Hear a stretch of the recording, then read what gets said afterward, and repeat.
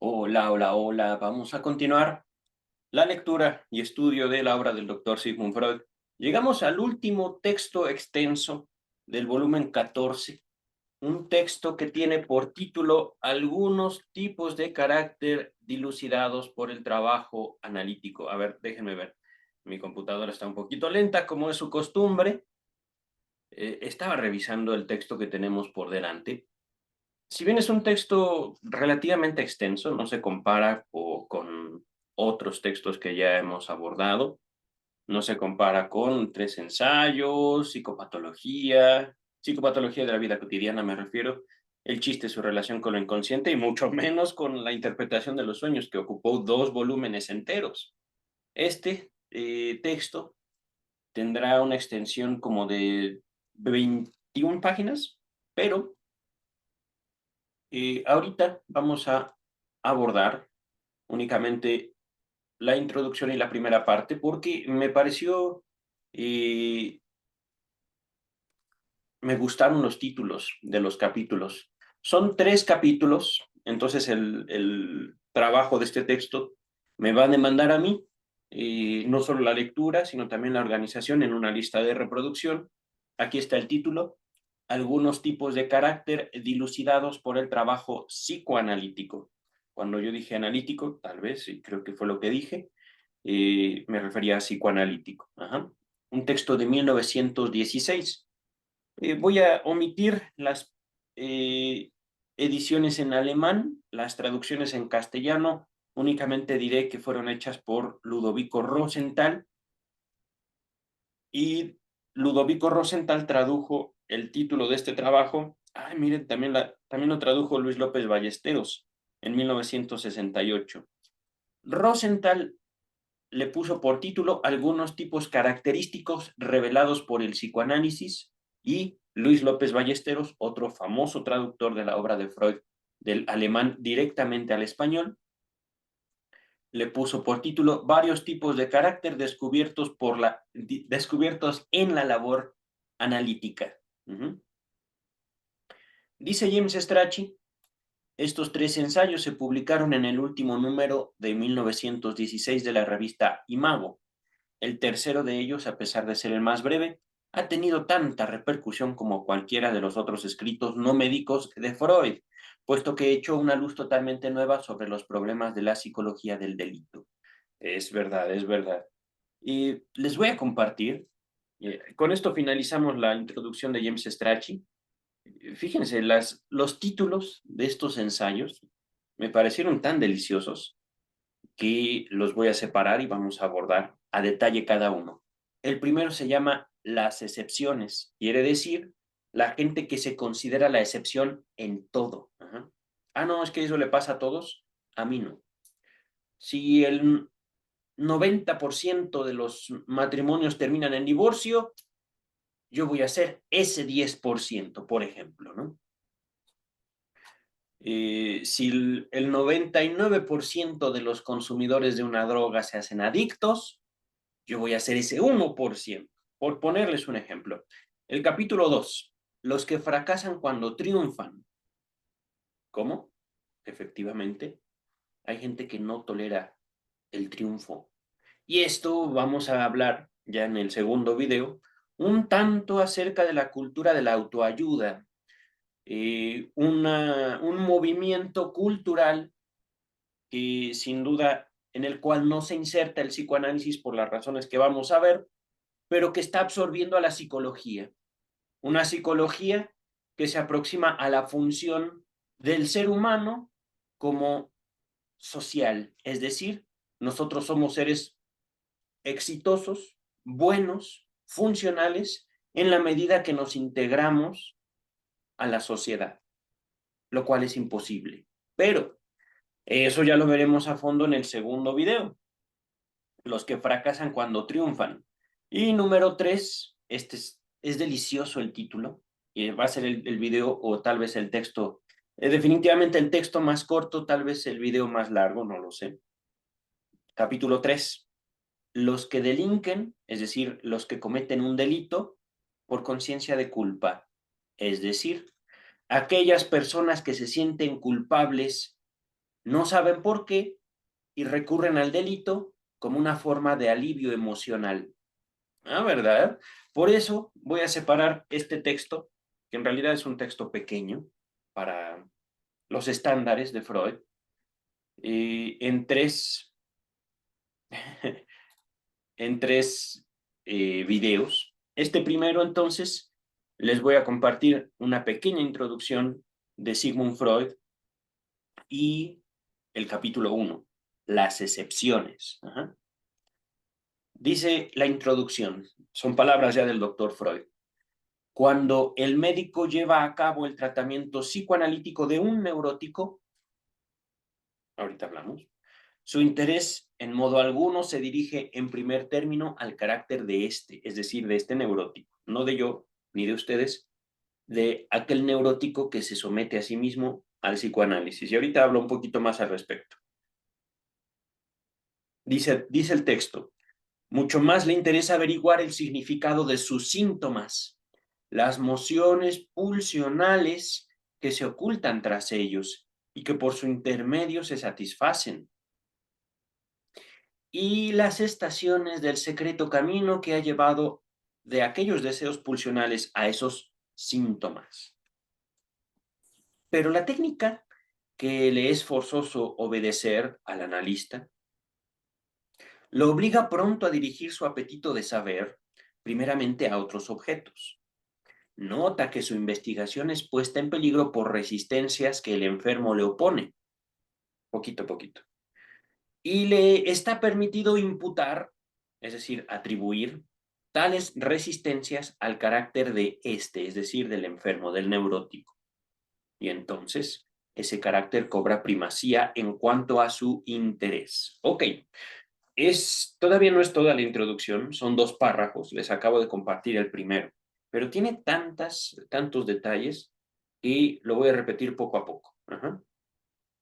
Cuando el médico lleva a cabo, médico, el doctor Freud era un doctor, un médico, un profesional de la medicina que se especializó no en la psiquiatría, sino en la neurología. Ajá. Sigmund Freud era un neurólogo, era. Ajá. Y sin embargo, eh, en la época en la cual el doctor Freud ejercía la medicina, no la psicología, no la psiquiatría, sino la medicina, existía un problema de salud mental, entre comillas, que las sociedades médicas llamaban neurosis. Ajá. A eso nos aproximamos. Cuando el médico, es decir, era un contexto histórico específico, no habían psicólogos, no habían, ¿cómo decirlo? No habían psicólogos como los conocemos hoy, como una especie de profesionales de la salud mental, entre comillas. Y esto lo pongo entre comillas porque salud mental, en términos sencillos, son palabras. Ajá. Palabras que quieren decir algo, algo que quiere decir la sociedad médica, y esto no ha cambiado. Ajá. Los psicólogos entienden, de acuerdo a su propia perspectiva individual, ciertas cosas con esas palabras, a pesar de que efectivamente los psicólogos, las psicólogas, acuden a diversas escuelas en diversas partes del mundo. Ajá. Yo, por ejemplo, me formé en psicología en la Universidad Nacional Autónoma de México. Ajá. Y a mí, mis maestros, específicamente los míos, por supuesto, yo escogí por referencias con otros compañeros, me decían, esto es salud mental. Pero no todos los psicólogos formados en México tuvieron los mismos maestros que yo. Ajá. Y por supuesto, y esto es, digamos, lo más delicado, yo tengo ideas, igual que mis compañeros tienen ideas. Ajá. Estas ideas, por supuesto, nos dan una identidad, ciertos valores. dependiendo también de nuestro contexto social. ¿A dónde voy con todo esto? Doctor Freud, médico.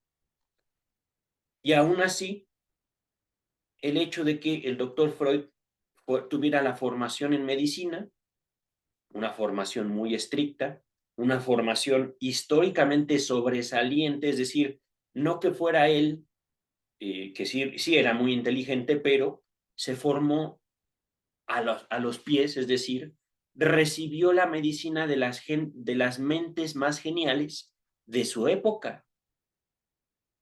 Ahorita no voy a entrar en detalles, simplemente diré eso. Los maestros de Freud en medicina fueron los mejores del mundo en ese momento. Y a pesar de esta formación, el mismo doctor Freud tuvo ideas, ideas influidas tanto de su cultura, tanto de su propia experiencia y su propia perspectiva, que lo llevaron a formar una práctica que él denominó psicoanálisis. Ajá. Es muy sencillo esto, pero trasladando esta experiencia al día de hoy y relacionándola con la salud mental, yo, como profesional en la psicología, puedo tener diferentes opiniones que otros colegas igualmente capacitados, que igualmente calificados por el Estado mexicano, al respecto de lo que es la salud mental. ¿Por qué? Porque viven en un contexto social diferente, histórico, económico, cultural, en México, solo en México. Es decir, yo podría tener una idea de lo que es salud mental y ¿qué les gusta? 100,000 psicólogos solo en la Ciudad de México tienen 100,000 ideas distintas de lo que es salud mental. ¿Por qué? Porque a pesar de ir a la iglesia, estuve a punto de decir, a pesar de ir a la iglesia del conocimiento que es la universidad, no nos borramos como personas. Tenemos historia, tenemos valores y tenemos cada uno de nosotros una identidad, ideas a partir de lo que vivimos. Entonces, regresamos al texto. Cuando el médico lleva a cabo su tratamiento psicoanalítico de un neurótico, el interés del médico en modo alguno se dirige en primer término al carácter de este, es decir, no me importa quién eres, no me importa cómo eres.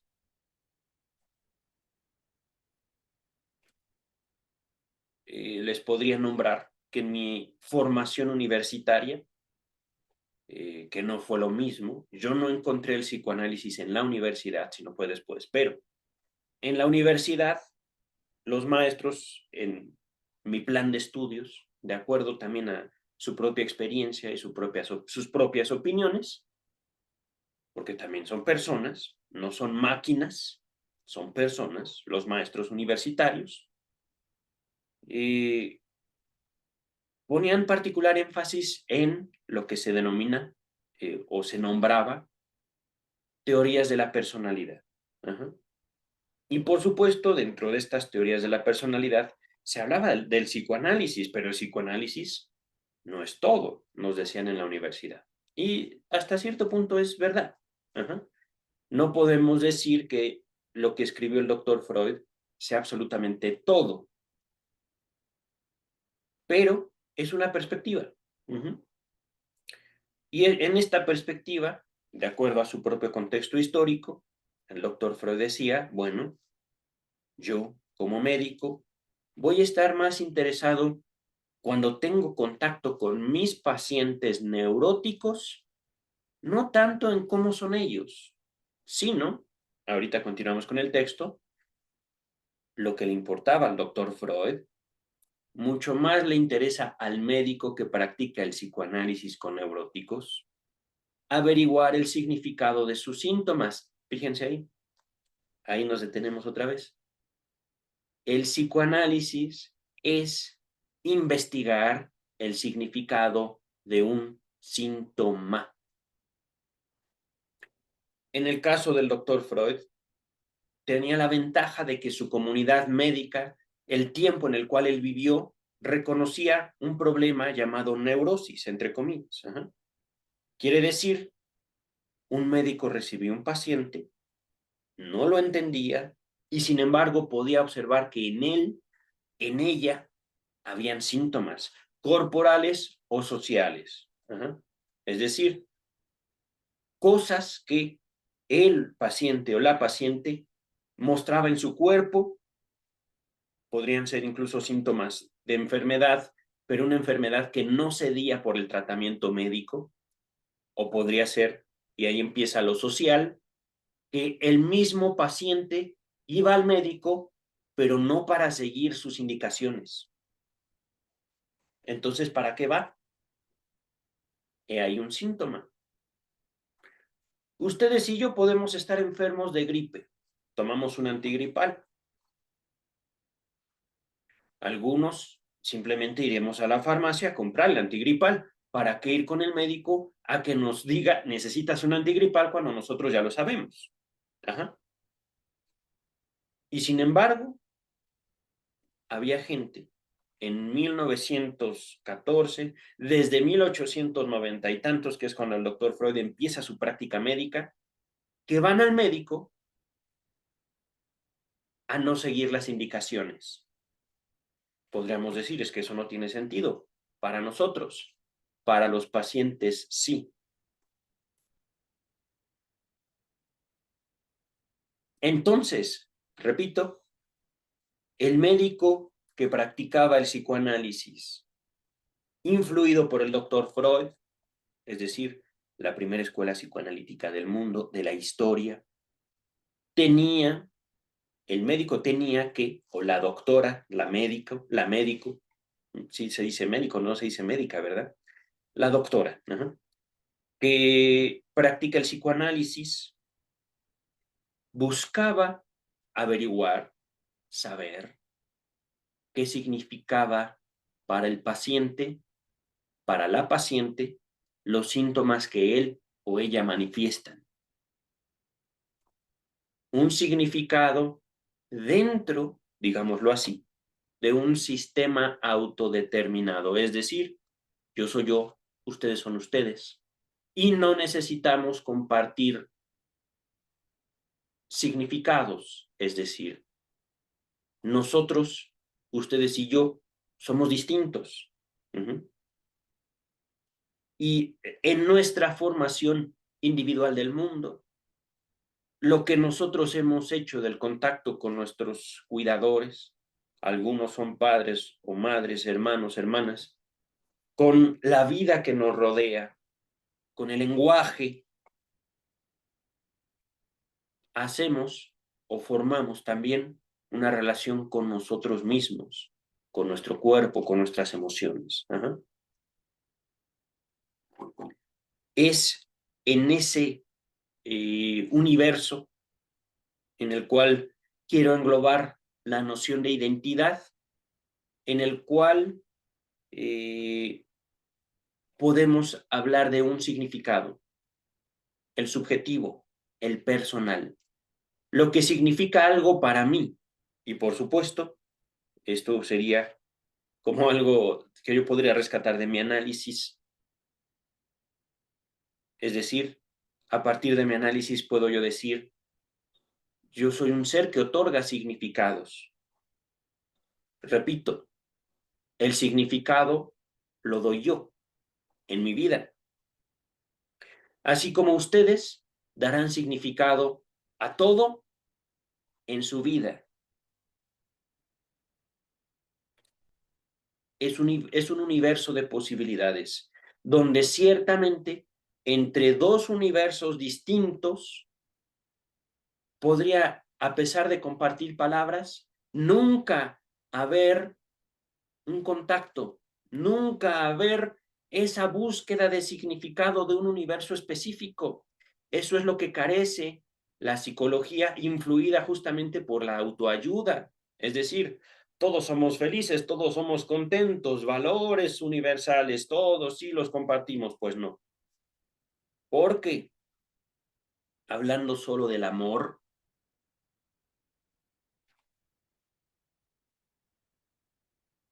el amor que habita en dos identidades, en dos individuos distintos, puede ser completamente diferente el uno del otro. en sus manifestaciones, en sus límites entre el amor, el odio, etc. Regresamos al texto. Repito, mucho más le interesa al médico que practica el psicoanálisis con un neurótico averiguar el significado de sus síntomas, las mociones pulsionales que se ocultan tras ellos. Esto es lo mismo. Significado de los síntomas, mociones pulsionales que se ocultan tras los síntomas. Es decir, aquí yo me voy a tomar la libertad de traducir esta palabrita, mociones pulsionales, deseos. Es decir, el síntoma representa un deseo. Uno, a veces el deseo es muy simple. ¿Cómo me hubiera gustado haber jugado Nintendo con mi mamá? Jugado Nintendo.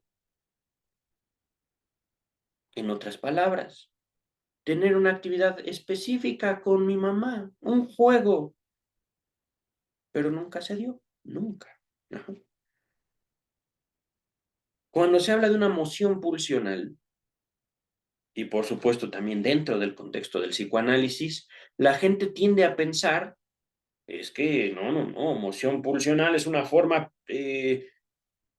disfrazada de hablar de perversiones, y no, moción pulsional. Aquí haciendo una observación al respecto del tiempo específico en el cual Freud usa esas palabras, 1916, pasamos ya desde su época de neurólogo a la formación del psicoanálisis a partir de la interpretación de los sueños, su propio autoanálisis del doctor Freud, a el rompimiento con sus primeros discípulos, hablando específicamente de Carl Gustav Jung y de Alfred Adler. Después de este rompimiento, Freud se replantea su teoría para introducir lo que se conoció después como teoría de la libido. Con teoría de la libido, Freud se acerca y define mucho mejor las bases teóricas de su práctica, hablando específicamente de pulsiones, por eso mociones pulsionales. Y sin embargo, estas dos palabritas, mociones pulsionales, aparecen muy poquitas veces, si es que aparecen en el texto que da inicio al psicoanálisis, la interpretación de los sueños. La tesis fundamental, capítulo número 3 me parece, sí, el capítulo 3 de la interpretación de los sueños, el sueño como un cumplimiento de deseo. Y en el capítulo 3 de la interpretación de los sueños se habla, por ejemplo, de que a veces el deseo infantil es comer cosas específicas. Hace poquito volví a escuchar, porque ya tenemos ese capítulo, se los platico aquí por un breve repaso. Un pequeñito familiar de Freud, creo que era su sobrino, tal vez no, su sobrino, sí, porque en aquellos tiempos no, sus hijos eran muy chiquitos cuando Freud escribe la interpretación de los sueños. Eh, Su sobrinito le, le es entregado por parte de los padres de ese niño, un niño de 3 años más o menos, o 2 o 3 años, una canasta para regalársela al doctor Freud.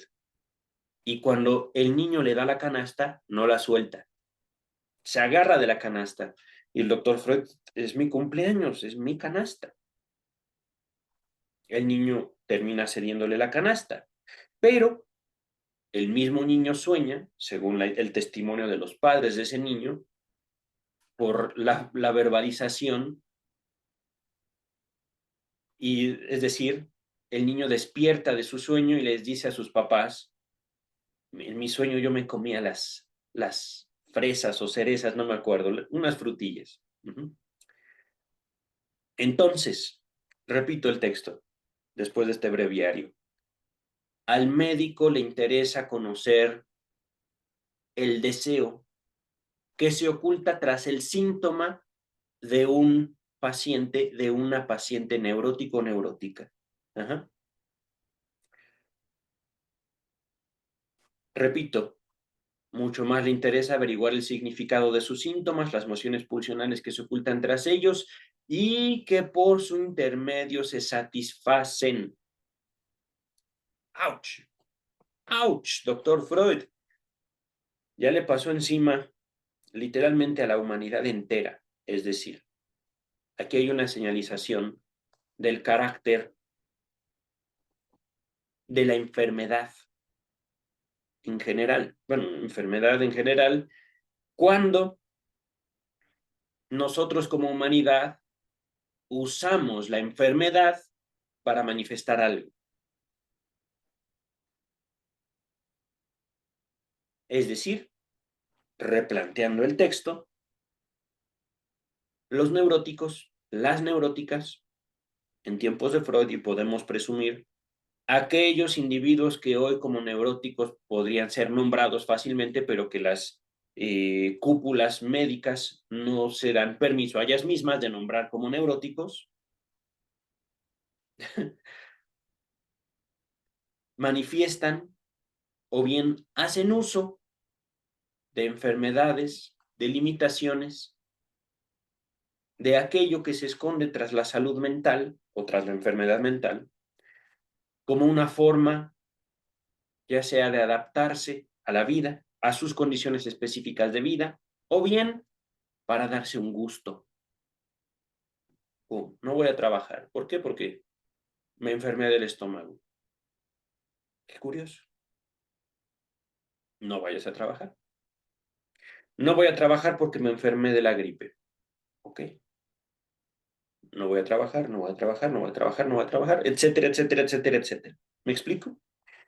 Y ciertamente aquí podría sonar que estoy condenando al enfermo o a la enferma, cuando efectivamente falta más al trabajo de lo que asiste, o realmente se adapta, entre comillas, alguna, alguna demanda social, él o ella adquiere una función para todos, pero él o ella se dan permisos eventualmente de incurrir en este tipo de situaciones. ¿Por qué? Porque ahí es justamente lo que hablamos de no tanto valores en el sentido moral, sino que la enfermedad en sí misma trae consecuencias a los sujetos que a veces son necesarias para ellos. Ahorita vamos a regresar al texto. Es que en serio podría, no he acabado la introducción y es un texto pequeño, es un texto pequeño.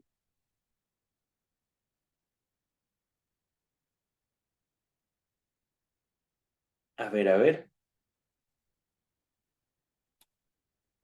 Repito, mucho más le interesa al médico averiguar el significado de sus síntomas, las mociones pulsionales que se ocultan tras ellos y que por su intermedio se satisfacen, y las estaciones del secreto camino que han llevado de aquellos deseos pulsionales a estos síntomas.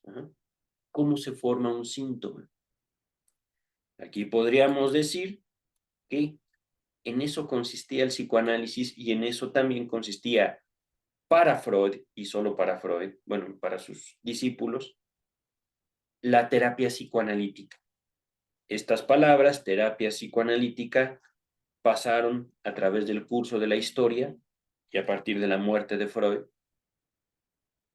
a descomponerse y a adoptarse dentro de la psicología del año 2023 como una forma más de hacer al individuo bueno. Vamos a continuar con el texto. Pero la técnica que le es forzoso obedecer al médico que practica el psicoanálisis con neuróticos lo obliga pronto a dirigir su apetito de saber primeramente a otros objetos. Aquí nos aproximamos al el propósito del texto. Nota que su investigación, repito, el psicoanálisis es una investigación de ese universo de significados, de esa particular, única adaptación y uso de sus recursos. El psicoanálisis, voy a replantear, el psicoanálisis es una forma de investigación de ese universo en el cual se han formado relaciones, en el cual, por supuesto, hay una tendencia hacia el placer, hacia la satisfacción. ¿Por qué? Porque estos dos fenómenos, placer y satisfacción, por supuesto, fenómenos ligados solo dentro de ese universo, la razón por la cual el conductismo no tiene cabida en la figura humana, porque cada uno de nosotros tiene sus propios reforzadores. Pero en cuanto a el psicoanálisis como una práctica médica, como una práctica terapéutica, de acuerdo a las nociones del doctor Freud de lo que es terapia, es una investigación de cómo se relaciona ese universo consigo mismo. Ajá. Pero en esta indagación, en este posible contacto entre universos distintos, entre dos personas distintas, la persona que quiere saber encuentra que ese universo autorregulado, ese universo que funciona para sí mismo y al mismo tiempo sufre esa relación consigo mismo, consigo misma, no quiere que la observen, no quiere ser observado. Ajá.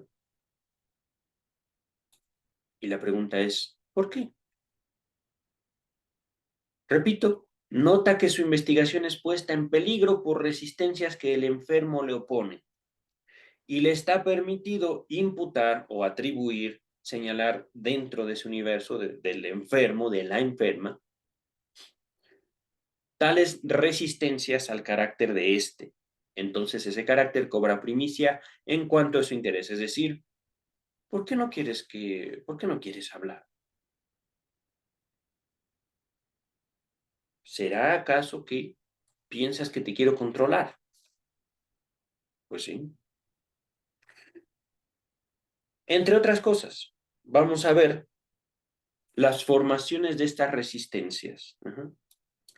Continuamos ahora sí, esto es el resto de la introducción. Eso que se muestra renuente al empeño del médico no siempre son los rasgos de carácter que el enfermo confiesa y le son atribuidos por quienes rodean al enfermo, es decir, sus familiares, sus seres queridos. Hartas veces se acrecientan hasta una intensidad insospechada propiedades del enfermo que él parecía poseer solo escasamente, o salen en él a la luz actitudes que no se habían traslucido en otros vínculos de la vida.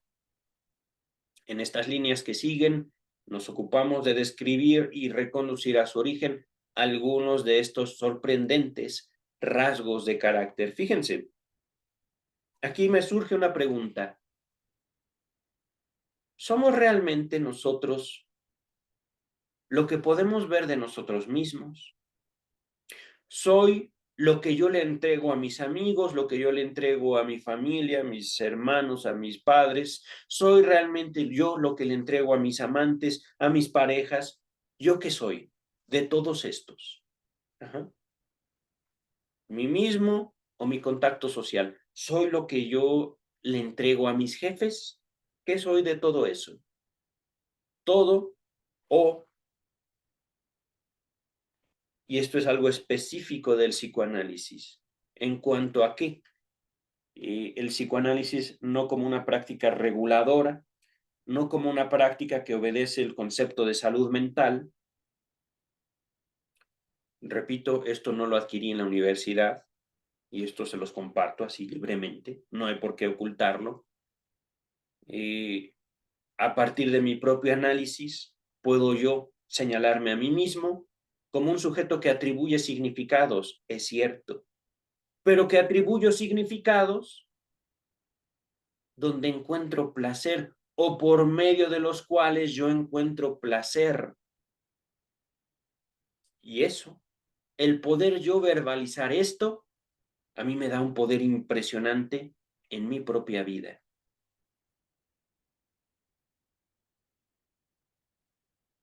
Ahorita, en cuanto a las características del psicoanálisis como una práctica existente para el año 2023, no solo por mí, sino por algunos representantes en el mundo, algunos,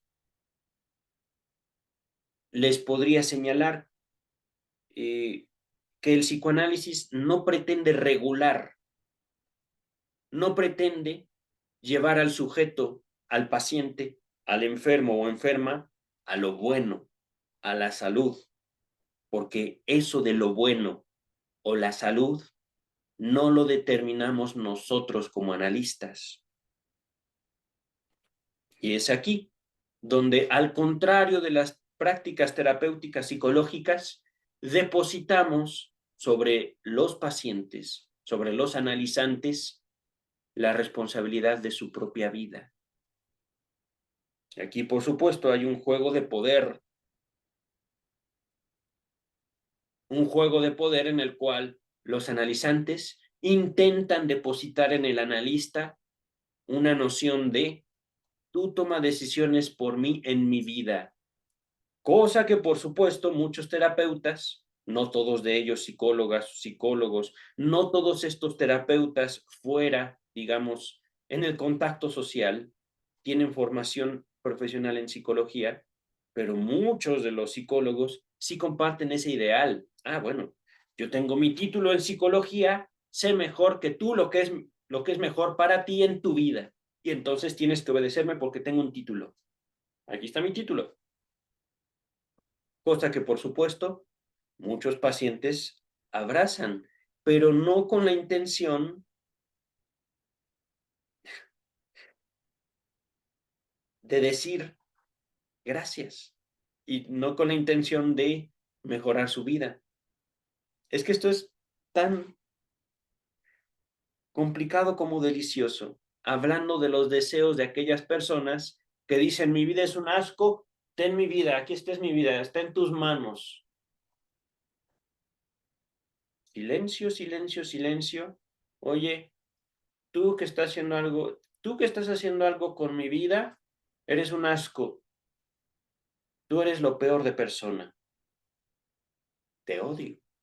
Y es más, no solo lo voy a decir, sino que lo voy a hacer.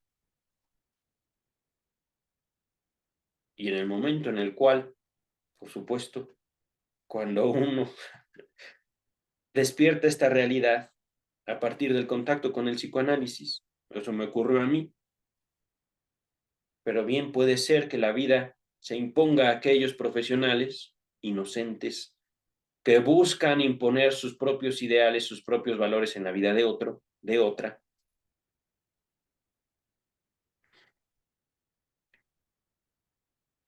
Puede ser que los todos aquellos pueden ser profesionales, puede que no lo sean, porque ese es también el secreto de la terapia.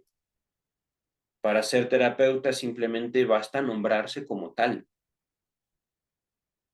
Tenemos esta película, El discurso del rey, que no es una terapia psicológica como tal, que podríamos describir al año 2023 como una especie de coaching. Este ejemplo real que ocurrió en Inglaterra y que se ve reflejado en la película El discurso del rey. Un terapeuta del lenguaje que realmente es un soldado que se dedica a tratar a la gente con problemas de lenguaje, se llama a sí mismo terapeuta y que es tan exitoso que termina tratando a un rey, bueno, a un candidato de rey, a un príncipe me parece. Pero en cuanto a lo que el texto, regresamos al texto porque podría yo quedarme hablando y hablando y hablando de las situaciones que son y no son al respecto del texto. Ah,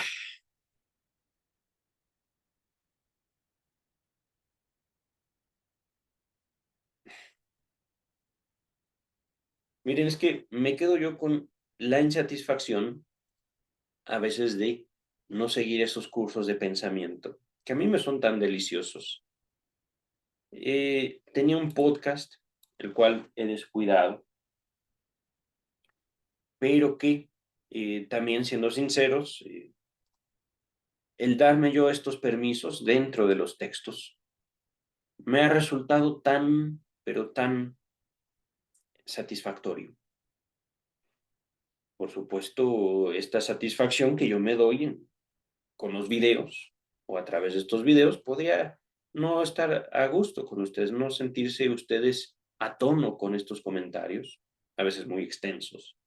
Pero pues, la ventaja de YouTube, primero, que es gratis para mí, segundo, que ustedes pueden recorrer y buscar.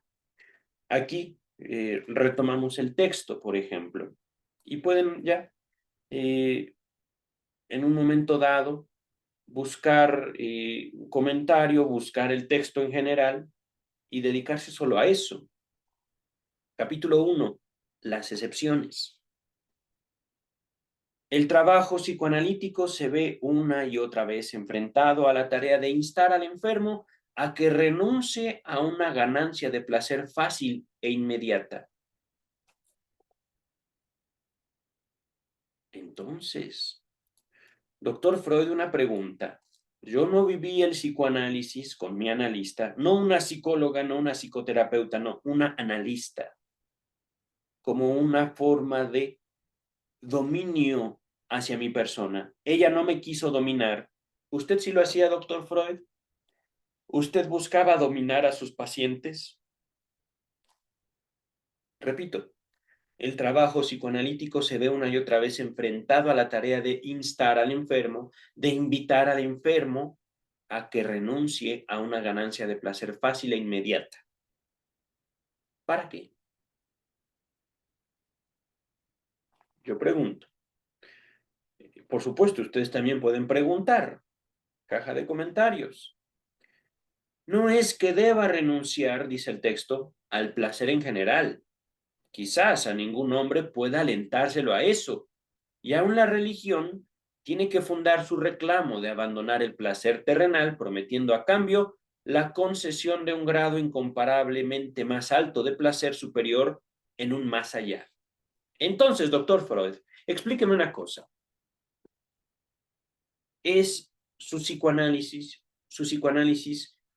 una manifestación de la religión en la cual se le pide al paciente, al enfermo o a la enferma, renunciar a un placer por un placer mayor? Parece que sí. Continúa el texto. No. Ok, el texto dice no. No le estamos pidiendo al enfermo renunciar por otro placer. El enfermo solo debe renunciar a esas satisfacciones de las que infaltablemente se sigue un prejuicio. ¿De dónde viene ese prejuicio, doctor?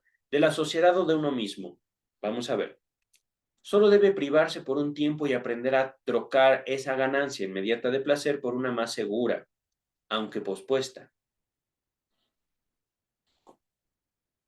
Una ganancia de placer más segura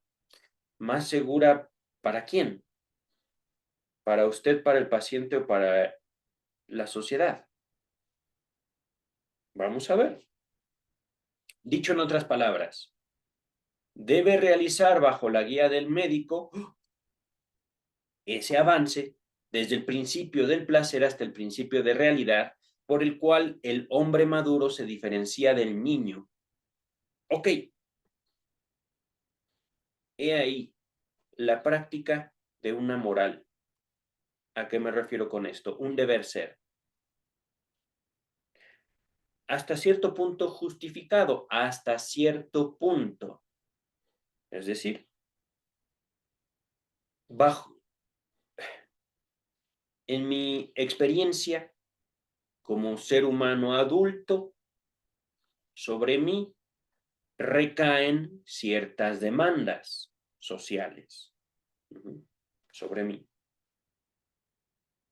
Demandas sociales que yo puedo aceptar porque soy un adulto o negar porque yo no quiero ser un adulto. Repito el texto.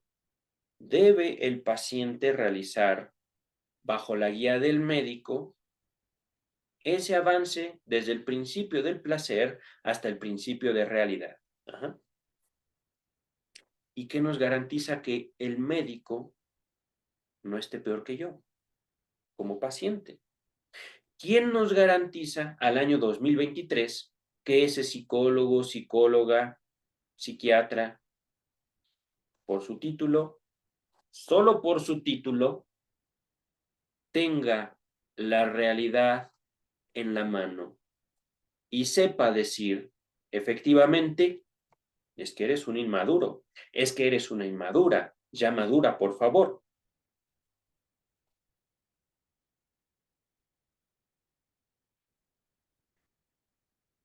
Doctor Freud, ahí tiene usted un problema, y un problema que fue atendido por el psicoanálisis después de Freud. Ajá. Dice el texto, en esta labor educativa, ¡oh! La mejor, es que esta noción, esta relación entre el psicoanálisis, la psicoterapia y la educación como un ejercicio, todo esto de poder, como una manifestación de yo soy mejor que tú, del médico al paciente. Ajá. No se sostiene. Eso no funciona así en la realidad. Vamos a continuar. En esta labor educativa, la mejor intelección del médico difícilmente desempeñe un papel decisivo. Pues claro,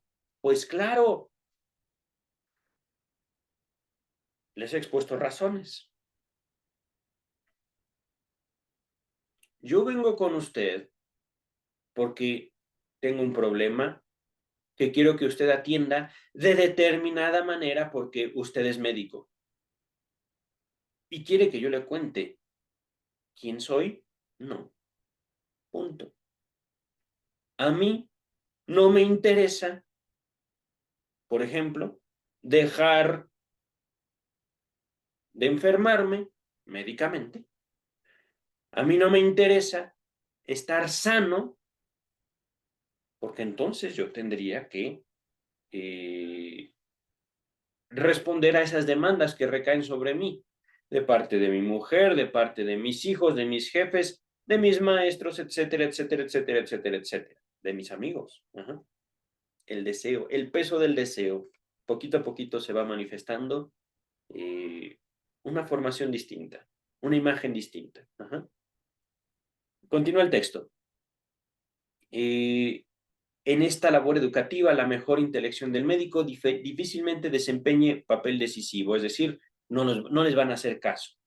Por regla general, lo único que sabe decirle al enfermo es aquello que puede serle dicho a este por su propio entendimiento, es decir, universos distintos. Ajá.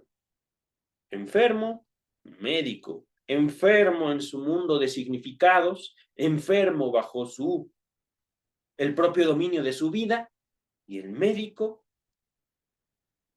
señalándose a sí mismo como impotente.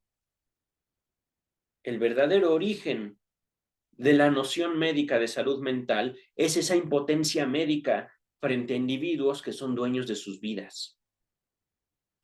Salud mental quiere decir sométete, quiere decir no te entiendo, quiere decir mi formación como profesional en la medicina no me sirve para combatir voluntades y por lo tanto tú eres un enfermo mental. Punto. Continúa el texto.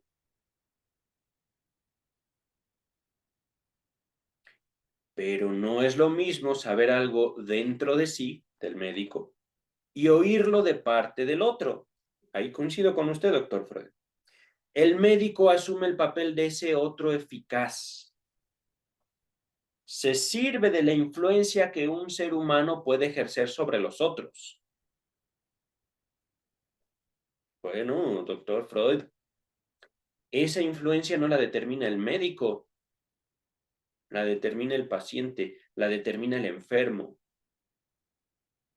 Y puede ser que, y es que esto se ve mucho en las universidades, acumulamos títulos sobre títulos sobre títulos sobre títulos sobre títulos sobre títulos sobre título para aplastar el criterio de otros. Miren, me sirvió mi gorrito, que tenía frío en la mañana y me terminó sirviendo en la ilustración. Entonces, los muchos papeles no ahogarán el alma del hombre, no ahogarán el alma humana, y los muchos papeles podrían significar absolutamente nada para una persona que busca defenderse del mundo a través de la enfermedad, mental o física. Y justamente en esta noción de aplastamiento institucional, es decir, te callas porque yo tengo doctorado y soy mejor que tú, y el doctorado me quita a mí lo estúpido, y te tienes que callar y me tienes que obedecer para que tengas salud mental, que por supuesto yo no puedo, yo no puedo asegurar. Es que es en serio estúpido esto. No este video, no este discurso, sino la intención de que nos callemos por los títulos. Eso es estúpido. Eso no es real. Es una fantasía académica, una fantasía universitaria. Yo sé más que tú y por lo tanto te callas. No es así. Porque por muchos títulos que tengamos, no sabemos a ciencia cierta lo que está viviendo el otro. No lo sabemos. Porque la diferencia entre estos dos universos no se alcanza por títulos. Retomamos el texto. Repito esto me encantó. Pero no es lo mismo saber algo dentro de sí y oírlo de parte de otro. El médico asume el papel de ese otro eficaz. Se sirve de la influencia que un ser humano puede ejercer sobre otros. O recordando que en el psicoanálisis es usual poner lo originario y lo raigal, es decir, lo que está de raíz, en lugar de lo derivado o diluido, es decir, el síntoma. Digamos que el médico, en su obra educativa, se sirve de algunos componentes del amor. Ahí sí lo sigo, doctor Freud. Porque es distinto relacionarse con un ser humano que con un doctor, que con un médico. ¿Por qué? Porque hablando de responsabilidades, aquí no estoy señalando una conspiración, los médicos son malos, no. Sobre los médicos recae un deseo. Sobre los médicos, sobre los psiquiatras, por supuesto, también recae un deseo. Sobre los psicólogos recae un deseo. Y ese deseo es, por parte de sus pacientes, tú vas a someter toda la medicina, toda la psiquiatría, toda la psicología a lo que yo quiero. Y por supuesto, sobre los colectivos de profesionales, tú vas a someter a tus pacientes tu realidad, tu vida, tus horarios, tu práctica, tu persona, a lo que yo quiero como sociedad médica, como sociedad psiquiátrica, como sociedad psicológica. Fíjense, y aquí estoy señalando cómo el deseo colectivo o individual pesa sobre los profesionales de distintas áreas, de distintas ramas.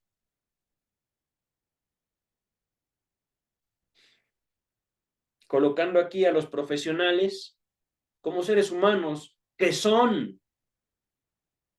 Les hablé. Yo frente a mí mismo, yo frente a mis amigos, mi familia, mis jefes, mis amantes. Ajá.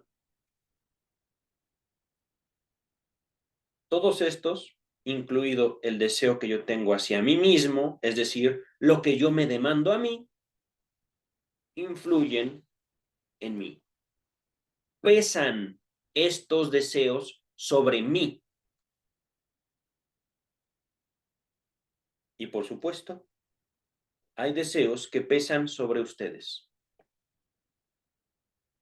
Deseos. Repito el texto.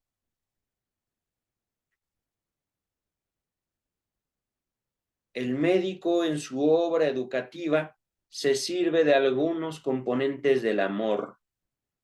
Esto es lo genial de la aproximación que hace el doctor Freud del psicoanálisis. ¿En qué momento se habla de amor? ¿En la psicología, la psiquiatría o la medicina contemporánea?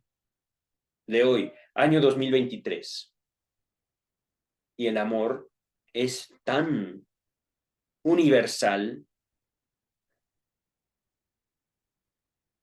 como las manifestaciones opuestas al amor. Hablo particularmente del odio. Es decir, si nosotros le quitamos a los niños el amor, los estamos matando. Ajá.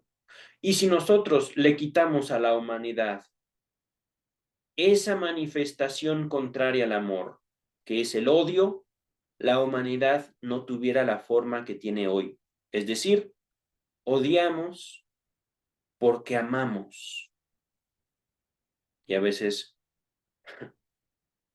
odiamos porque no puede ser eso que amamos. No voy a entrar mucho ahorita en detalle, lo dejaré así, esta observación sobre el amor y el papel que el amor juega en el contacto humano para continuar con el texto, ¿vale?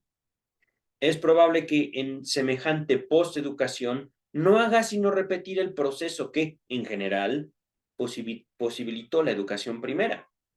Junto al apremio de la vida es el amor el gran pedagogo. Qué bello. Y el hombre más inacabado es movido por el amor de quienes le son más próximos a tener en cuenta los mandamientos del apremio y a ahorrarse los castigos de su transgresión. El doctor Freud está aquí apelando al motivo del lazo social, el amor. Es decir, o yo soy amado o yo quiero ser amado. Igual ustedes. Ustedes son amados o quieren ser amados. Ajá. He ahí una de las raíces fundamentales del deseo, que pesa sobre todos nosotros como seres humanos. Ajá. Y sin embargo, este motivo que el texto está abordando como educación y post-educación, es decir, una educación que se da a lo largo de toda la vida, señala Freud, no a una figura del médico, no a la figura del psicólogo, psiquiatra, etcétera, etcétera, etcétera, como el gran maestro, sino al amor. El doctor Freud parece haberse vuelto religioso en este punto. El amor como el gran pedagogo. Es el amor el gran pedagogo, el gran educador, el gran cuidador, el amor. Uh-huh. Esto lo repito. Y el hombre inacabado, es decir, todos, toda la humanidad, es movido por el amor de quienes le son más próximos, es decir, no me importa el juicio de un psiquiatra que en todos lados ve enfermedad mental, pero sí me importa mi padre, mi madre, mis hermanos, mi pareja, mis amigos. Ellos me importan. Repito, el hombre inacabado es movido por el amor de quienes le son más próximos a tener en cuenta lo, los, los mandamientos del apremio a la vida. A ver otra vez. Junto al apremio a la vida es el amor el gran pedagogo. Ah, mira, junto al amor, junto al apremio de la vida, es decir, cuídate, es el amor el gran pedagogo. Y el hombre inacabado es movido por el amor de quienes le son más próximos a tener en cuenta los mandamientos del apremio a la vida y a ahorrarse los castigos de su transgresión. Ok. Pongamos este ejemplo, ¿no? Sigamos este ejemplo.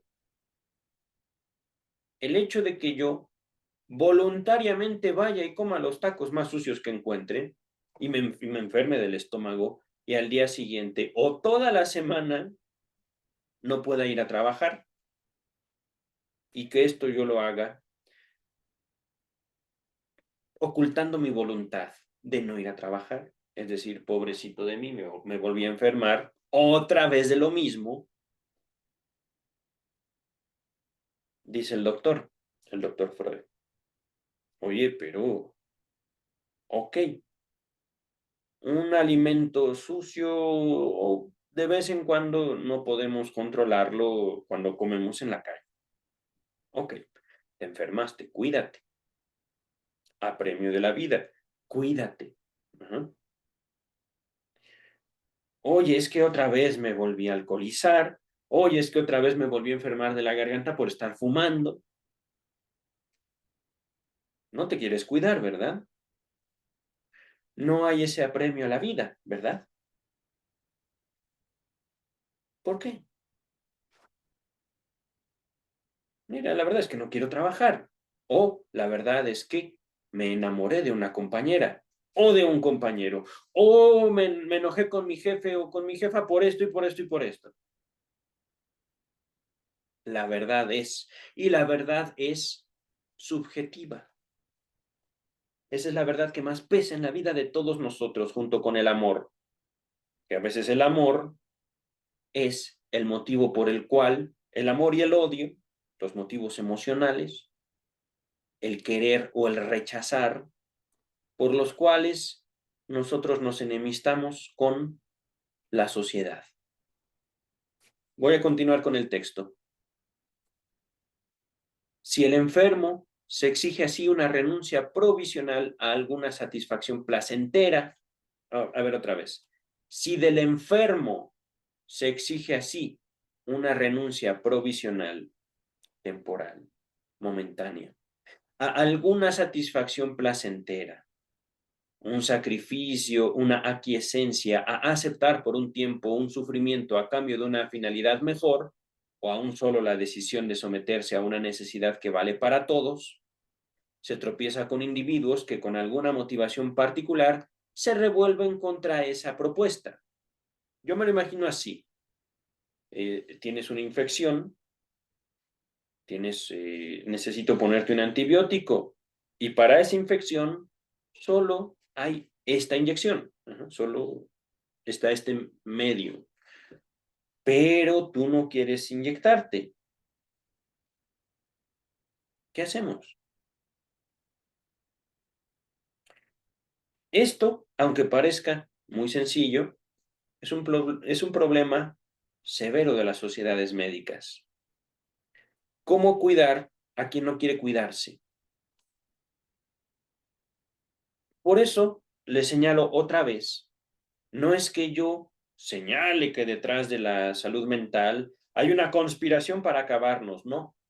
Es la noción de salud mental la muestra de una enorme impotencia de la medicina, por supuesto, impotencia heredada por la psiquiatría y, por supuesto, impotencia transmitida hacia la psicología que se debate entre tantas nociones de salud mental que dictan los teóricos, que dictan las autoridades y que tienen cada uno de los profesionales de acuerdo a sus propios valores y sus propios contextos históricos y económicos, culturales.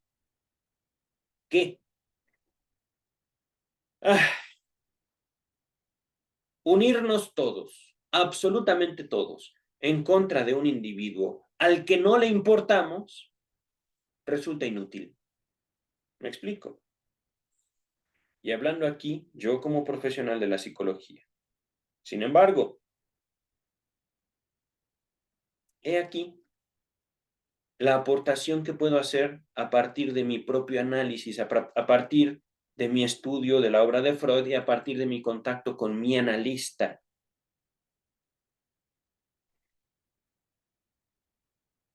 ¿Dónde queda el amor en todo este aplastamiento? Y el amor en dos sentidos, de la sociedad hacia el sujeto, un amor que no pasa por la política, y del sujeto hacia la sociedad. Repito, ¿dónde está el amor en esta ecuación? La sociedad educándonos por siempre y nosotros frente a la sociedad. ¿Soy yo capaz de amar mi tiempo? ¿Soy yo capaz de amar mi trabajo? ¿Soy yo capaz de amar el esfuerzo que todos ellos me representan? ¿Soy yo capaz de darle un lugar a ese discurso que busca aplastarme tras los muchos doctorados de aquellos que supuestamente saben lo que es mejor en mi vida que yo mismo? ¿Dónde queda el amor? Continúa el texto. Dicen, no los muchos, no los deseos. A ver, voy a repetir. Si del enfermo, es decir, si yo como médico, psiquiatra, psicólogo, psicoanalista incluso, le pido al enfermo, renuncia tantito a ese placer, poquitito, y acepta un sufrimiento, así chiquito también. Aguanta a tu jefe, aguanta a tu jefa, aguanta a tu pareja, a tu hijo, tantito, aguántalos.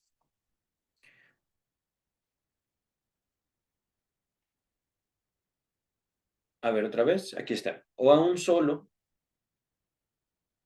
le piden la decisión de someterse a una necesidad que vale para todos. Es decir, mira, yo sé que ese deseo que recae sobre ti y que curiosamente viene de ti también, lo tenemos todos.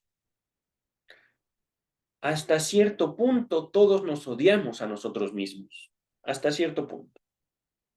Hasta cierto punto a todos nos gustaría una u otra cosa distinta de nosotros mismos. Pero no es así. ¿Cómo es que ha llegado este odio hacia ti mismo a instalarse de esa manera? ¿Y qué pretendes de eso? ¿Qué quieres alcanzar con eso? ¿Por qué no te cuidas?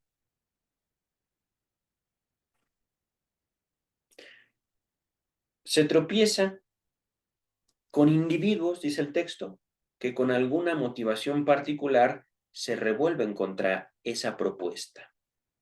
Dicen que han sufrido y que se han privado bastante, que tienen derecho a que se los excuse, es decir, se los perdone, de ulteriores requerimientos. Este video tan famoso en TikTok, yo no quiero trabajar, quiero que alguien me mantenga. Bueno, continúa el texto, ¿vale? Es que no es con el afán de condenar a esta muchacha, no es con afán de burlarme de ella tampoco, sino, de hecho, quiero que alguien me mantenga, es un deseo de muchos. Y también, como una persona que trabaja, como una persona responsable, entre comillas, yo, entre comillas, yo cuestionando mi propia responsabilidad, puedo decirles, es que también se puede obtener un placer muy grande del trabajo. El punto es saber de qué forma presionarse uno mismo. Pero no todo el mundo tiene que ser como yo. Vamos a continuar, ¿vale? A esto me refiero. Si no quiere trabajar, pues no quiere trabajar y ya. ¿Qué problema hay con eso? ¿Todos tenemos que trabajar? Pues no, claro que no. Habrá que preguntarle a esa jovencita qué es el trabajo para acercarnos a ese universo de representaciones, a ese universo de significados. Pero eso es un ejemplo. ¿Qué es el trabajo para ustedes? ¿Un conjunto indeterminado y continuo de tormentos y sufrimientos? ¿Una enemistad a muerte con los jefes? ¿Qué es el trabajo? La oportunidad de desafiarse a uno mismo, de superar los límites propios. ¿Qué es? Cada individuo humano, y estoy nada más nombrando el trabajo, podemos también hablar del amor, podemos hablar de todo, pero acercarnos a la forma en la cual cada uno de nosotros se liga emocionalmente con una palabra. Regresamos al texto. Repito, dicen los pacientes que han sufrido y se han privado bastante. Eso dicen. ¿Hemos de condenarlos?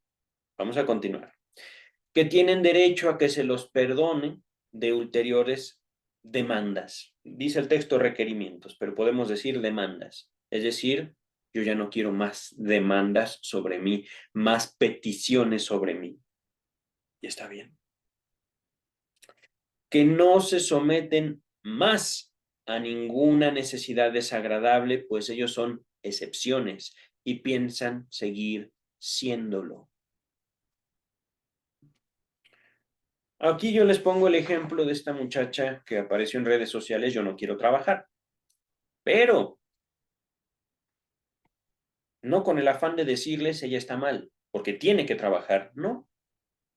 Y aquí es donde también no pretendo yo polemizar, pero la posibilidad de que un ser humano femenino nunca trabaje, es decir, nunca se integre en un mercado laboral, es bien patente. Y esto no de acuerdo a mis valores. De hecho, a mí me gusta que mis parejas trabajen, a mí. Ajá. Pero dentro de mi cultura mexicana, muchos hombres y muchas mujeres en mi cultura consideran apropiado que la mujer se dedique al hogar, que no trabaje. Es decir, esa muchacha no está pidiendo nada raro de acuerdo a ciertas perspectivas. Ajá. De acuerdo a ciertas voluntades, de acuerdo a ciertas identidades y ciertos valores en ciertos lugares del mundo. Digo, yo no la tendría como mi pareja, porque a mí me gusta que mi pareja trabaje, a mí. Ajá. Pero habrán otros hombres, tanto en mi cultura como en su cultura, que digan, yo te acepto, no trabajes, yo te mantengo. ¿Y sabes qué? Por eso me gustas. ¿Me explico? El amor no tiene forma específica, hablando del amor como un valor cultural, pero tiene forma específica en la vida de todos y cada uno de nosotros. Yo tengo ciertas condiciones para mi pareja, para mi objeto de amor. Ajá. Ustedes tendrán otras. Ajá. Vamos a continuar. En un enfermo de este tipo, aquel que se considera una excepción, esa pretensión se extremaba hasta el convencimiento de una providencia particular. Es decir, aquí la palabra providencia empieza con una P mayúscula, lo que nos quiere decir, Dios me dio permiso de no trabajar, por ejemplo. Ajá. ¿Por qué? Porque soy mujer. ¿Por qué? Porque así. ¿Por qué? Porque así. ¿Por qué? Porque yo no quiero. Punto. Continúa el texto. Que lo protegería de semejantes sacrificios dolorosos. Velaba esta providencia Dios mismo por él. Y ahorita estoy usando la palabra Dios, pero podría ser el universo, una providencia. Ajá.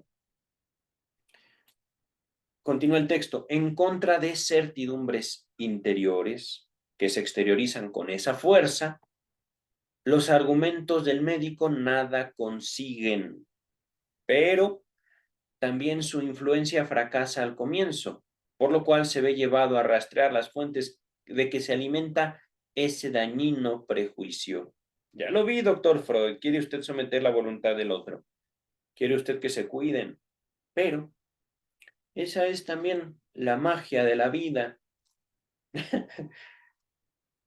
que no podemos controlarla, doctor Freud. Y esto es justamente un fruto de mi análisis. Hay emociones en mí que yo no conozco. Hay ideas en mí que no alcanzo a formular o a verbalizar. Y sin embargo, esas emociones y esas ideas me habitan, me determinan. Mi inconsciente, por más que yo sea psicoanalista, por más que yo indague en mí mismo, no lo voy a controlar. Por más que yo me someta a análisis tras análisis, tras análisis, tras análisis, eso vivo que me habita me va a seguir sorprendiendo. Y hablando solo de la relación de yo conmigo mismo, lo vivo que me habita, mi inconsciente, que yo descubro no gracias a la psicología, no gracias a mi carrera universitaria o a mis títulos que tengo, pero pues, ¿qué diablos importan esos? Sino a la experiencia de frustración e impotencia que yo sentí frente a mi analista. Así, ¿qué es eso? ¿Eso soy yo? Sí. Y la impotencia no vino porque mi analista me regañara. No, no, no, no, no, no. Mi impotencia fue al yo permitirme hablar libremente. En el momento en el que me doy cuenta, oye, es que esta mujer no le importa mi salud mental, pues no. Mi vida en mis manos. ¿What? Oh, sí, eso es posible. Y de hecho eso es algo mágico. Y eso es algo muy necesario para el año 2023, para las Naciones Unidas, para los médicos, que por supuesto, también hablando de la salud mental, entre comillas, de los profesionales, se ve afectada por las demandas que vienen del propio nicho, de la propia figura que escogieron. Es decir, si ellos y ellas escogieron ser profesionales por necesidades afectivas, sociales, no sabemos hasta qué punto las demandas propias de esa identidad profesional recaigan y afecten la humanidad de esos profesionales. Y esto es mío, esto es propio, esto es una formulación que yo les aporto a ustedes. ¿En dónde está la salud mental cuando no sabemos si quienes nos dan salud mental tienen salud mental? ¿Y en dónde está, dentro de toda esta ecuación, el amor?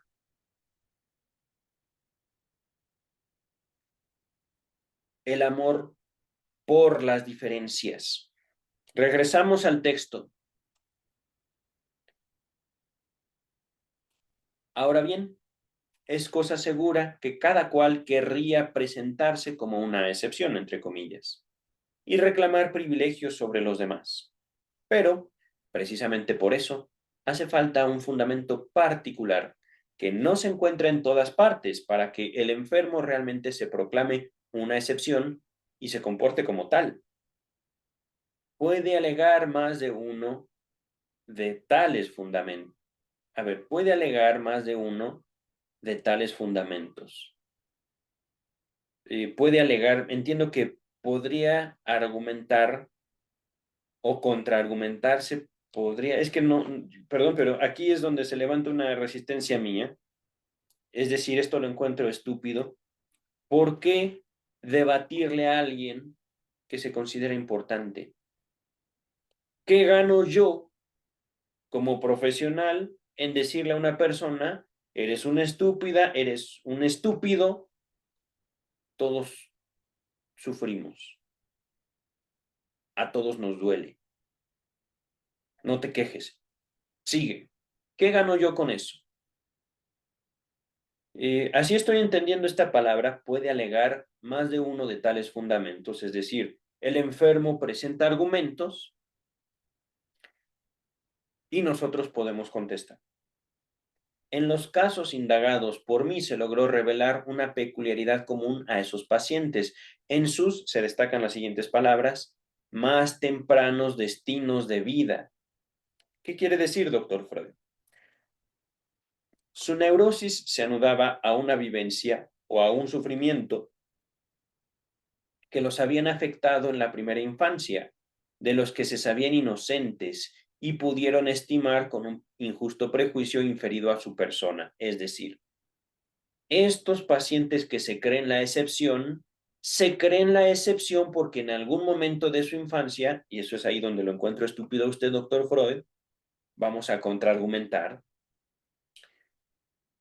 eh, que estos pacientes que se creen la excepción es porque fueron eh, acusados de algo injustamente en su niñez. Caray, doctor Freud, caray. Mm.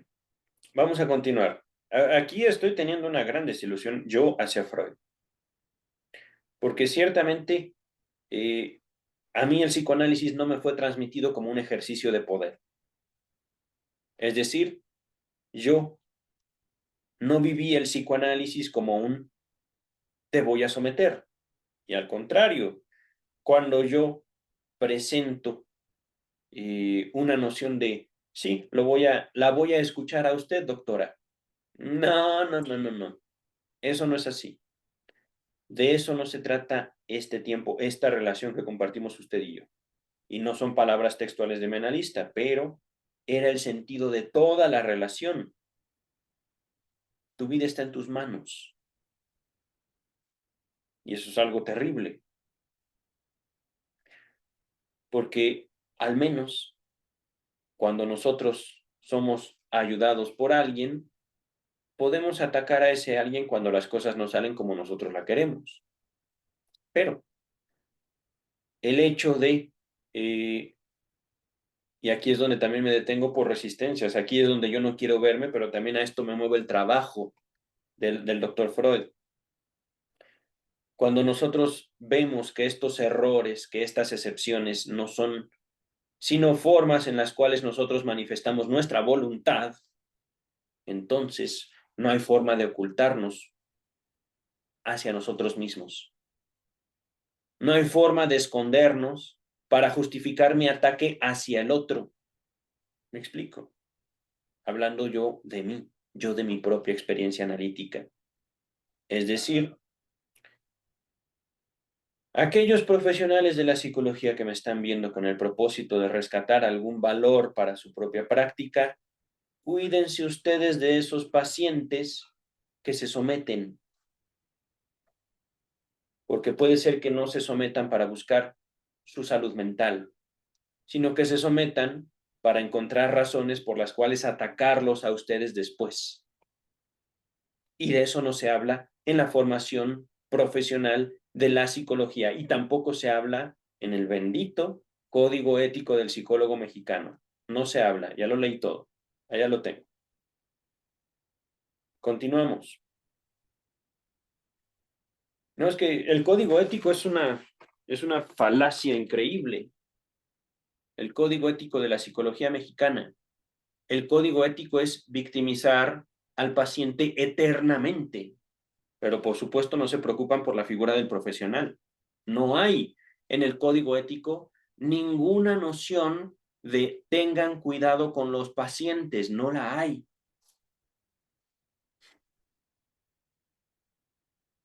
Regresamos al texto. Puede alegar más de uno de estos fundamentos, hablando del paciente. El paciente dice, yo soy la excepción. Dios mismo me da permiso de no trabajar. Punto. Y el doctor Freud aquí se une, por eso me decepciona, se une a esta noción victimizante. Pobrecito, es que mira, te consideras la excepción porque te acusaron de algo cuando eras niño. Continúa el texto. Los privilegios que estos pacientes se arrojaron por esa injusticia y la rebeldía de que ahí resultó, habían contribuido no poco en agudizar los conflictos que más tarde llevaron al estallido de la neurosis. Aquí debo ser también específico y estricto conmigo mismo. No estoy abordando alguna neurosis en particular. El texto simplemente dijo neurosis, ¡pum! Lo he abordado de manera histórica, pero no he hablado ni de histeria ni de neurosis obsesiva. Digámoslo, problemas médicos reales, fácticos, realidades para la medicina del año 1916. Y aquí, sin duda, en lo que no se equivoca el doctor Freud es en buscar, como lo había anticipado desde un principio, él, en su introducción, el camino del deseo, el camino de la demanda que viene de los niños hacia el mundo. No me acuses. Yo no soy eso. Ajá. Yo no fui. Dice el texto, en una de las pacientes de este tipo, se instaló tal actitud frente a la vida al enterarse ella de que un doloroso padecimiento orgánico que le había impedido alcanzar sus metas vitales era de origen congénito, es decir, genético. Ahí no hubo voluntad. Ajá. Mientras creyó que ese padecimiento era una adquisición tardía y contingente, lo sobrellevó con resignación. Desde que se la esclareció que sobre su carácter hereditario, se alzó en rebeldía. El joven que se creía tutelado por una providencia particular, con la palabra providencia es también P mayúscula, es decir, una voluntad superior que se manifiesta en mi vida para que yo tenga permiso de X, no se sabe qué, había sido de lactante, es decir, siendo un bebé de pecho, víctima de una infección accidental que le transmitió su nodriza y por el resto de sus días vivió de sus reclamos de resarcimiento como de una pensión por accidente, miren, sin saber ni por asomo del fundamento de su pretensión. En su caso, el análisis el análisis que construyó este resultado partiendo de oscuros restos némicos e interpretaciones de síntomas fue objetivamente corroborado por informaciones obtenidas de la familia. Sospechoso. Yo sospecho aquí del doctor Freud, pero continuamos. Por razones que con facilidad se comprenden, no puedo comunicar mucho más de estas historias clínicas ni de otras. Ok, bueno, mi sospecha va al traste, pero continuamos, ¿vale? Tampoco quiero profundizar en la sugerente analogía entre la deformación del carácter tras un prolongado achaque en la infancia y la conducta de pueblos enteros que tienen un pasado de graves sufrimientos.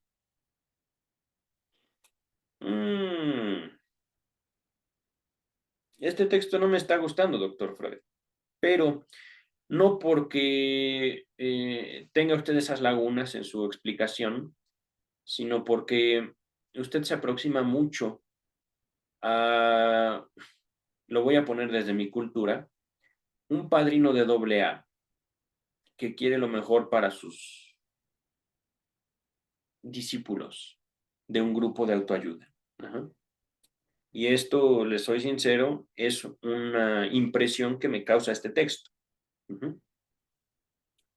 En cambio, dice el texto, no me privaré de aludir a una figura plasmada por el más grande de los creadores literarios, en cuyo carácter la pretensión de excepcionalidad se ensalza íntimamente con los factores del daño congénito y le es motivada por este último. Dice el texto. En el monólogo introductorio de Ricardo III de Shakespeare, dice Gloucester. Viene un asterisco, pero voy a continuar. El que después es coronado rey. Ahora, en cuanto al asterisco, la forma antigua de escribir, de escribir Gloucester.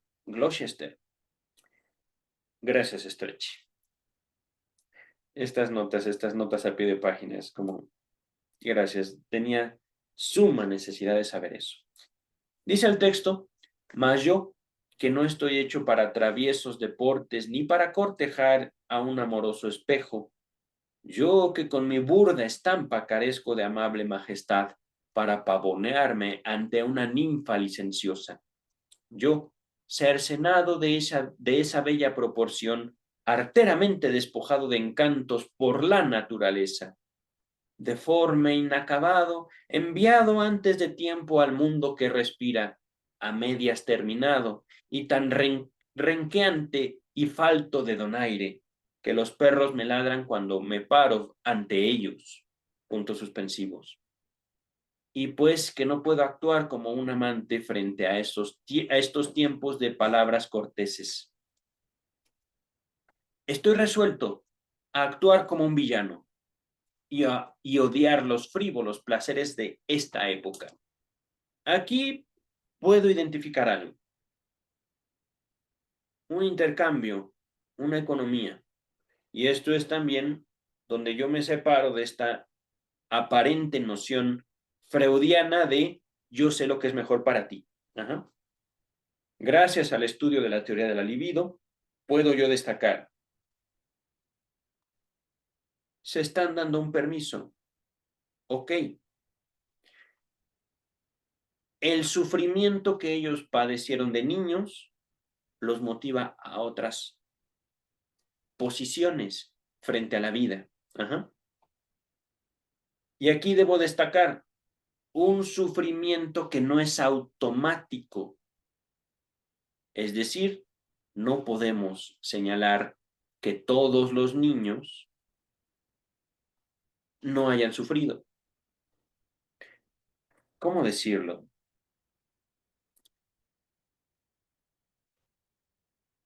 Podemos decir en este punto del texto, hay gente que justifica tanto sus ataques a sí mismo como los ataques hacia el mundo por medio de historias que se cuentan a sí mismos.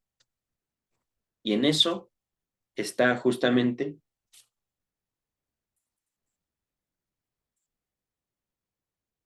lo nombro yo una economía, una inversión del sujeto. Inversión en el sentido que invierten, en el sentido también que depositan, en el sentido que se atribuyen a sí mismos derechos por cosas que en su propia historia ellos convirtieron como un sufrimiento.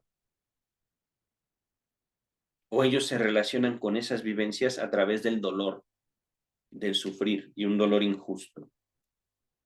Vamos a continuar, ¿vale? Y aquí noto que el mismo texto hay una diferencia.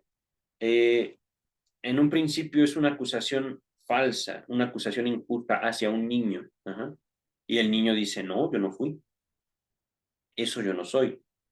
Y poco más adelante en el texto es, la naturaleza me ha desfavorecido y por lo tanto yo me doy permiso de ser malo.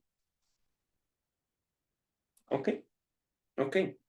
Digo, está importante o interesante también notar ese cambio en el texto. Continúa el texto. A primera vista, en este parlamento programático, echaríamos de menos quizá la relación con nuestro tema. Ricardo no parece decir sino esto, entre comillas. Me aburro en este tiempo de ocio y quiero divertirme. Pero ya que por mi deformidad no puedo entretenerme como amante, obraré como un malvado, intrigaré, asesinaré y haré cuanto me venga en gana, cierra comillas. Una motivación tan frívola, dice Freud, tendría que ahogar todo rastro de simpatía en el espectador si nada más serio se ocultara tras ella. Pero en tal caso la pieza sería también psicológicamente imposible, pues el creador debe ingeniárselas para suscitar en nosotros un secreto trasfondo de simpatía por su héroe, si es que hemos de sentir sin veto interior la admiración por su osadía y su habilidad. Y semejante simpatía solo puede estar fundada en la comprensión, en el sentimiento de una posible comunidad interior con él. Aquí Freud retoma no la posición del doctor que sabe lo que es mejor, sino la posición de un científico. Aquí está colocándose frente al personaje creado ficticiamente, no como un médico, sino como un observador. Y eso es lo genial. Regreso al texto. Por eso creo que el monólogo de Ricardo no lo dice todo, insinúa meramente y deja a nuestro cargo explicar lo insinuado. Pero si emprendemos ese completamiento, desaparece la apariencia de frivolidad. Cobran su justificación la amargura y el detalle con que Ricardo ha descrito su deformidad y se nos revela esa comunidad que gana nuestra simpatía aún en favor de ese malvado. He aquí entonces lo que él quiere decir. Lo que sigue está nuevamente entre comillas. La naturaleza ha cometido conmigo una grave injusticia negándome la bella figura que hace a los hombres ser amados. La vida me debe un resarcimiento que yo me tomaré. Tengo derecho a ser una excepción, a pasar por encima de los reparos que detienen a otros. Y aún me es lícito ejercer la injusticia, pues conmigo se la ha cometido la naturaleza. Ahí cierra la comilla. Cierran las comillas, la cita de Ricardo o de Shakespeare. Y ahora sentimos que nosotros mismos podríamos volvernos como Ricardo. Y hasta en pequeña medida ya estamos dispuestos a hacerlo.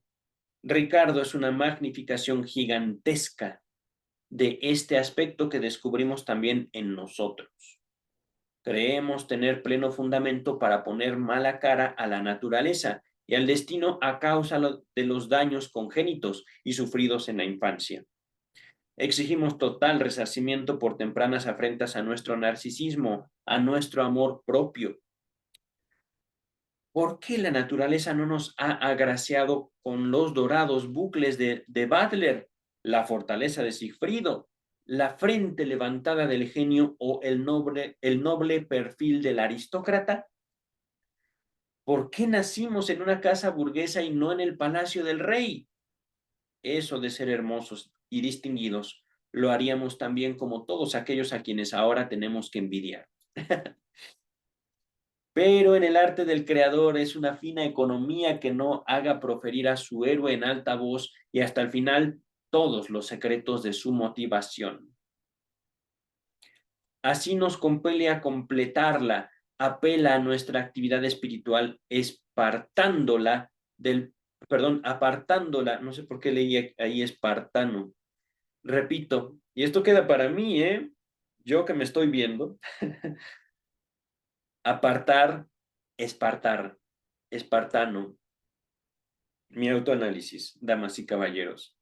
Dice el texto, así nos compele a completarla, apela a nuestra actividad espiritual, apartándola del pensamiento crítico y reteniéndonos en la identificación con el héroe.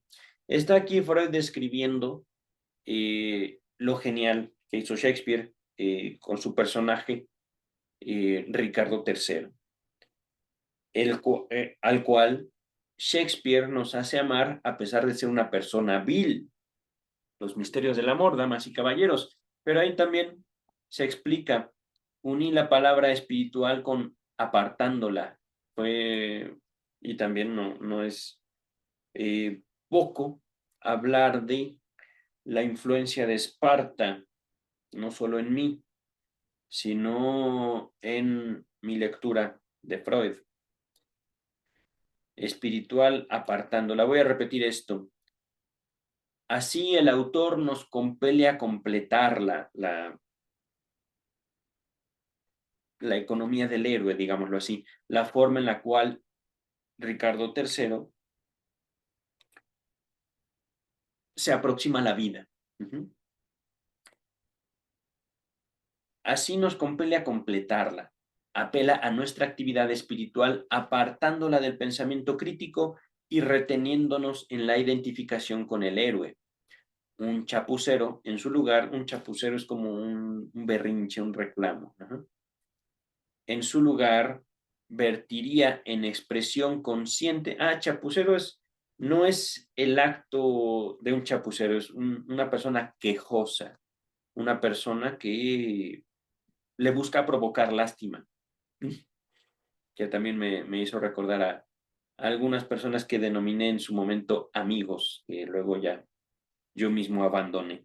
Eso es delicioso, queridos y queridas, poder decir, ¿sabes qué? A mí no me gusta convivir con gente que busca despertar lástima o tantas cosas, ¿no? Un chapucero en su lugar vertiría en expresión consciente todo lo que quiere comunicarnos y entonces tropezaría con nuestra inteligencia fría. Eso no. Desembarazada en sus movimientos, que no nos dejaría abrirnos, que no nos dejaría abismarnos en la ilusión. Es decir, ustedes quejosos, no es algo lindo lo que hacen y les hace falta literatura. Continuamos con el texto. No queremos abandonar las excepciones, es decir, ya vamos a acabar, sin apuntar que la pretensión de las mujeres a ciertas prerrogativas, son palabras de Freud, no son mías, la pretensión de las mujeres a ciertas prerrogativas, es decir, ciertos beneficios y dispensas de tantas coerciones de la vida, descansan en el mismo fundamento. Yo mismo les puse el ejemplo de esta muchacha. Es que ella no quiere trabajar. Bueno, pues que no trabaje, ya, punto. Que alguien la mantenga. Ojalá y sean felices. Pero, si bien no es algo mío, no es un valor que yo llevaría a mi vida, sí existen muchas partes de mi cultura. A muchos hombres no les gusta que sus parejas mujeres trabajen y a muchas mujeres tienen el anhelo, y esto no es de ninguna manera indigno, de ser amas de casa. Simplemente son deseos particulares. No tengo yo que condenar ninguno. Ajá. Pero lo mismo o algo similar vivió el doctor Freud, o pudo observarlo, que fueran o no sus valores. De hecho, creo que su esposa no trabajó, pero sus hijas sí. Ajá. Continuamos. Como lo averiguamos por el trabajo psicoanalítico, las mujeres se consideran dañadas en la infancia. Y aquí el doctor Freud está haciendo una generalización que no hacen otros textos, ¿vale? Cercenadas de un pedazo y humilladas sin su culpa. Y el encono de tantas hijas contra su madre tiene por raíz última el reproche de haberlas traído al mundo como mujeres y no como varones. Aquí, ciertamente, este texto específicamente está haciendo una generalización. Es decir, aquí dice el texto, las mujeres. Podemos entender todas las mujeres. Y conforme hemos estudiado en los videos, no solo, de hecho, tiene mucho que no se hacía un abordaje de la figura femenina, de la feminidad, de la figura mujer, pero en algunas menciones, particularmente en 3 ensayos de teoría sexual, la interpretación de los sueños me parece es otra, y estudios sobre la histeria, se aborda en la figura femenina la posición social de la mujer, que tiene, por supuesto, esta connotación que le está dando. Uh-huh. Y en textos pasados no se decía las mujeres, se decía ciertas mujeres, algunas mujeres. Uh-huh. En algún momento, creo que fue de los primeros textos, estudios sobre la histeria, o tal vez antes, decía, las mujeres no pueden amar. Y esto después se convirtió en 3 ensayos de teoría sexual como las mujeres no pueden amar como amamos los hombres, lo cual pues es mucho más certero. Ajá. Ahorita vamos a dejar hasta aquí, estamos ya en la página 322, ha sido un texto corto pero muy rico. El texto que sigue se llama Los que fracasan cuando triunfan, pero ya será motivo de otro video. Por el momento, cuídense mucho. Nos estamos viendo. Yo tengo un fin de semana donde voy a estarme ocupando de descansar, de escribir, que estoy muy activo, estoy muy productivo últimamente. Y por supuesto, descansar de mi trabajo de entre semana, que como me verán, estoy vestido total, totalmente informal. Ya llegó mi perrito para convocarme a su segundo paseo del día. Esa mirada ya la conozco, está aquí abajo mirándome. Ven, sube, sube pequeñito. Ven acá, ándale. Muéstrate la cámara. Ándale, ven acá, pichuchu. Bien precioso. No, prefirió que lo acariciara aquí a mis pies. Bra, bra, bra. ¿Qué pasa? ¿Qué pasa? Precioso. Ven acá. Ven, sube, sube. Ven acá. Sale en la cámara. Ven acá, ven acá. No, me dice, ya vámonos, con su mirada. No lo dicen palabras, pero hay que saber leer miradas, hay que saber identificar estados por el tono de voz. El amor es un misterio y es un misterio también que es necesario traer al discurso, a la vida cotidiana. Nos vemos pronto, doctor Freud. Gracias por este texto y gracias también por el trabajo que nos da. Cuídense mucho.